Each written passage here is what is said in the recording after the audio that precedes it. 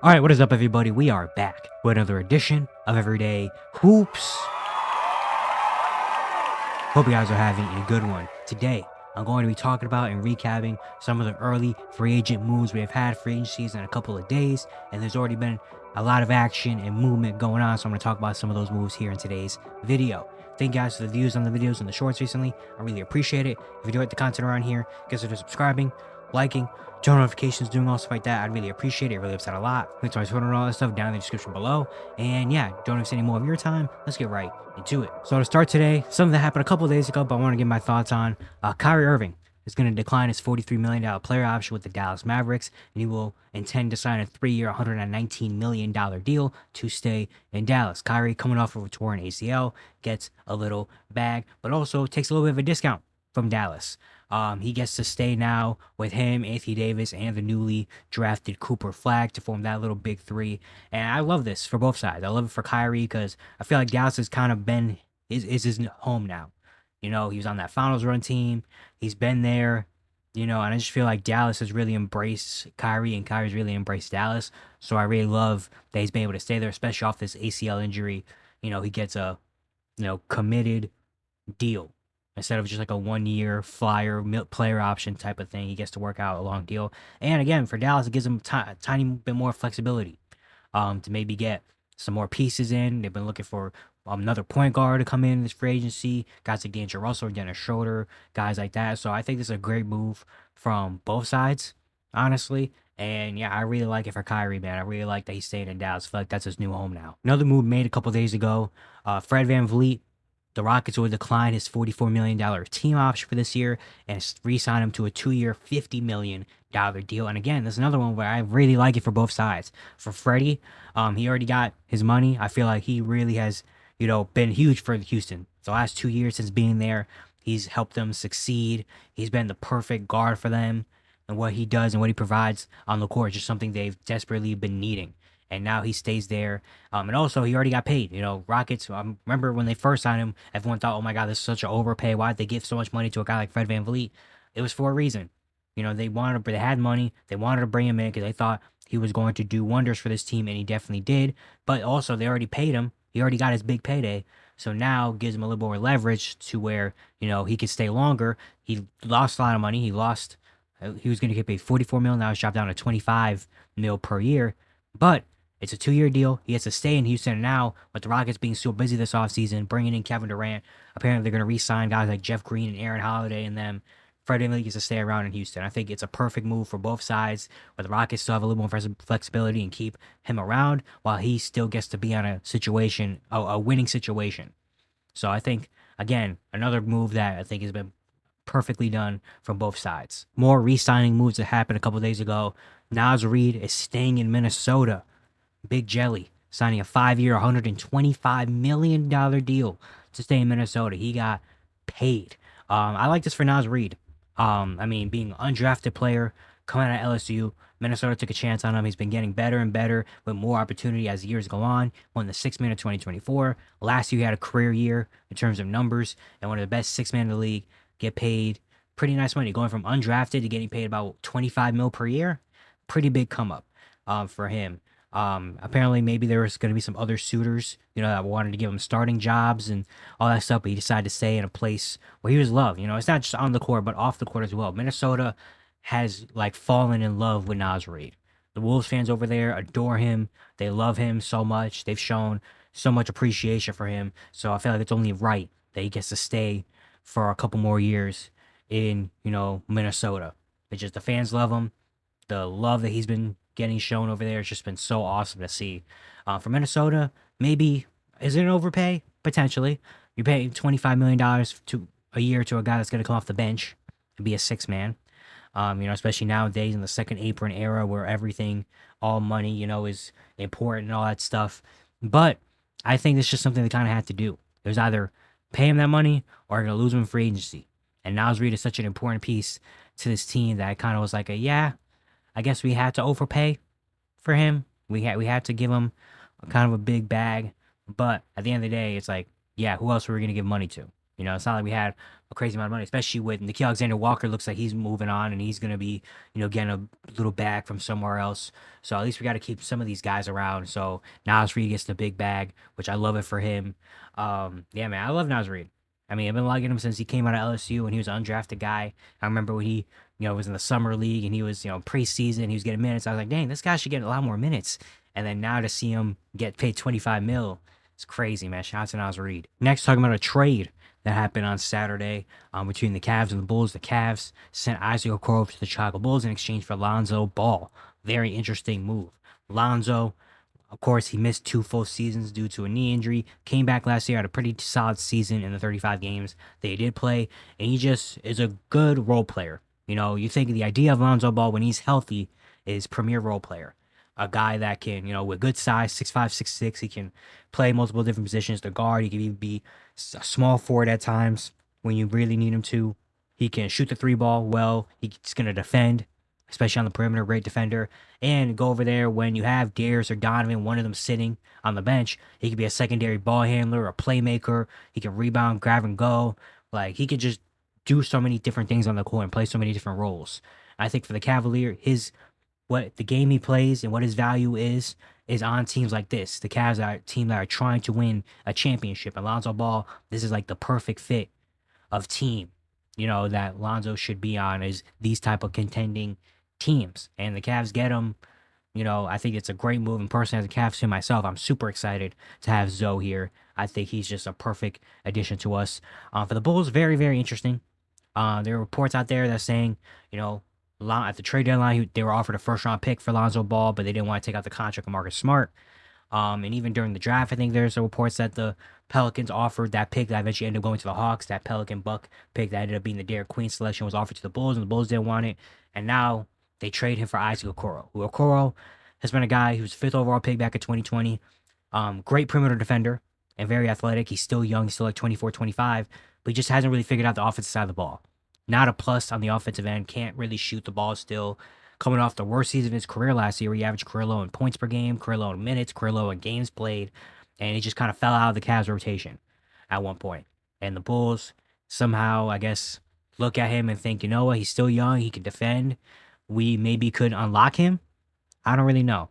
Just a very interesting. The Bulls front office just has really missed the mark on a lot of different things. It's very similar, not maybe at the same level, but kind of a similar vibe to their last year trade when they traded Alex Caruso for Josh Giddey. And Josh Giddey's a way better player than Isaac Okoro. Like, Josh Giddey looks like he's going to get paid and might be like a cornerstone of the future for the Bulls. Okoro, his NBA future is kind of up in the air right now. And Caruso was one of the top players in the game, and he ended up going on to win a championship with OKC. Lonzo Ball, it's kind of just the same thing where you're trading a premier role player that a lot of teams could have had for a player for player, not even getting a pick or anything like that. It's just the Bulls front office has really just dropped the ball and have really mismanaged a lot of the different things going on there. So for the Cavs, I'm excited. I'm excited for Lonzo to be over there. And for the Bulls, I guess just got to wait and see how Isaac Okoro turns out. If he can turn his career around in Chicago, maybe. Next, to talk about something that happened, all this stuff that happened earlier today on Sunday. LeBron James is opting into his $52 million player option and is going to be a Laker next year, maybe. Kind of wasn't really too shocked at LeBron opting in to the player option. I feel like makes sense. Bring in Luka. He's got another year left.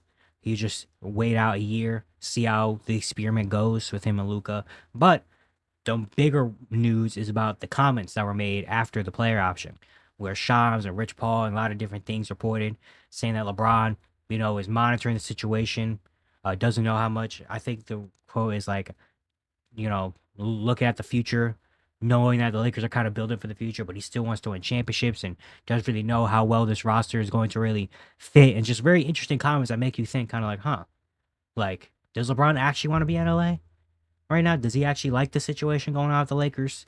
For me personally, I'm not fully buying into the trade. A lot of people are thinking maybe a trade request or something is coming in, which I'm honestly not really super bought in on that yet. Maybe a little bit more. If a little bit more stuff comes out, I definitely could be swayed on it. But I'm not fully buying into it yet. But I don't think it's out of the realm of possibility. I think it makes sense for LeBron to stay with the Lakers for another year. You only got, maybe 30 games to really, play with Luka Doncic, and they had a really good second half of the season. They still have a whole free agency, so it's like, why not him stay another year with him and Luka and see how things go? Obviously that makes a lot of sense. But if he doesn't really believe in the front office and what they're gonna do, and about the roster or anything, then it's very interesting. It obviously makes sense the comments make sense on the opting into the player option. He's not gonna sign a 1-and-1 if he doesn't believe or anything like that. If he doesn't believe in, or maybe say he doesn't believe, but he's just kind of not sure how the situation is gonna go over there in LA and what they're gonna move on. Dorian Finney-Smith declined his player option. I guess there's been talks about potentially an Andrew Wiggins trade or getting a big man, all this type of thing. So I guess LeBron's just kind of sitting back because they're smart. Obviously, him, his camp, Rich Paul, they know what's going on. They understand that the Lakers bringing in Luka was supposed to be like the bridging the gap between when LeBron leaves. Now we have our guy Luka to build around, and they know that. They know that, obviously, and they're going to a different direction at some point down the line. But LeBron, I mean, it just makes sense for him to stay another year with the Lakers, see how things go. Then maybe in 2026, I can't say. After this season, if he spends his whole year at the Lakers, 2026 free agency, I have no idea what the landscape of the league is going to look like. I can't say he's going to stay or he's going to go and leave and go to another situation. I don't really know. But he opts in. I expect him to stay a Laker for the entirety of next year. I don't expect a trade request coming anytime soon. But with the NBA now, you never know. Next move we'll talk about also happened today. Julius Randle is staying in Minnesota. He had a player option, but instead he's signing a 3-year, $100 million deal. Kind of a little bit surprising. Just like, wow, I didn't expect a full deal to get done right now. I thought maybe he was going to opt into his player option, play another year, and then after that, maybe we'll see what happens. I didn't expect him to get a full-term deal right away, but I guess he did. And I'm happy for Julius. Obviously, the start of the Minnesota tenure wasn't great early in the year, but near the end, the last month-ish in the playoff run, he was really good and really fit what Minnesota wanted. And I guess Minnesota really lugs Randle over there, giving him this money, 3 years, $100 million. They are an expensive team with Rudy and McDaniels and Ant. Now they just paid Nas Reed. Now they just paid Julius Randle. So they're an expensive team. But I guess they see, they think they're right there.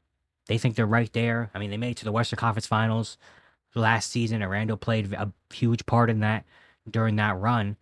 So I guess they really believe in Julius. I'm really happy for Julius. Maybe this is his new home now in Minnesota, that he can stay there and build something nice over there. I really hope, because I think, again, he had a really good playoff run last year and really shut a lot of people up about, him and how good he is and can he contribute to winning and all this type of stuff. So I'm really happy for Julius to get a deal done. Kind of, again, a little bit unexpected, but I don't mind the move at all. Last thing we're going to talk about is a very unexpected and kind of very weird, interesting trade. Came out of nowhere. The Jazz are trading Colin Sexton and a 2030 second-round pick to the Charlotte Hornets in exchange for Jusuf Nurkic. Trade that I was kind of like, what? Okay. We talk about it from both sides, obviously. For the Hornets side, Colin Sexton, I like Colin Sexton. He's a good player. I think he's an underrated player. Plays very hard, competitive type of guy. And the fit in Charlotte is very interesting. I'm thinking maybe he's a starting 2 guard. So you have LaMelo, Sexton, and Brandon Miller as kind of like your starting 3 out there on the perimeter, which I don't mind a lot. Sexton's another guy that kind of is a scorer. So you have a lot of scoring and bucket getting on that perimeter. Or maybe he's coming off the bench and maybe they want to put like a Con Kneppel or a Josh Green in there to have more of a catch and shoot defense type of vibe. But then again, you also have Trey Mann coming back from injury who also needs the ball in his hands. So do you have Sexton, 2 bucket getters coming off the bench at the same time? I don't really know. They have to work it out. But I mean, for the value is amazing. I mean, think about, they got an extra, I think, first-round pick last year to take on the contract of Jusuf Nurkic. And now you flip him for a guy in Colin Sexton, a second-round pick for a couple years, a first. Like, just amazing job from the Hornets to turn, they turned Nick Richards, Cody Martin, and Vasilij Micic and Nurkic into Colin Sexton, a first-round pick, basically. Like, that's a pretty good thing. That's a pretty good problem to have. So I like this for Charlotte. For Utah, very kind of confusing. Sexton, not saying Colin Sexton's an all-star or 27 point per game type of score or anything like that, but I'm sure they could have gotten more for Colin Sexton than Jusuf Nurkic. Apparently, according to the Sean report, the Jazz really like Nurkic and they wanted to bring him in, so they guess Colin Sexton in a second was the right thing to do. I don't really know. A lot of people speculating maybe another trade is coming for Utah. Maybe a Walker Kessler trade is on the horizon, and they just want to get another kind of big man to put in place for now while they figure out what's going to happen down the line in the future. Maybe they don't think Kyle Filipowski's ready to be that starting center or whatever yet, so they want a veteran in there for now because they're trading away Walker Kessler to the Lakers or something. Like, I don't really know how to feel about this trade for Utah until I see the entire offseason, but just very kind of weird that they couldn't get anything. They couldn't even get a pick back. They had to give up a pick to get Yusuf Nurkic. Like, and it's only a 20, 30 second. That pick could turn into absolutely nothing. But it's just very odd from the Utah side of things, this trade. But I guess maybe they really wanted Nurkic there, or they really wanted to get rid of Colin Sexton because they have so many guards around on this team. But I really don't know how to think about it. But yeah, Skin Biff Tay, hope you guys enjoyed. We're keeping around here for the entire off season, so all the moves that are happening during free agency trades and stuff. We're gonna be right here talking about it, breaking it down. So if you want to keep up with all free agency that's going on, stay around and hit subscribe on the channel. And once again, if you like the content around here, consider subscribing, liking, turn on notifications, doing all stuff like that. I'd really appreciate it a lot. And yeah, I'll see you guys tomorrow.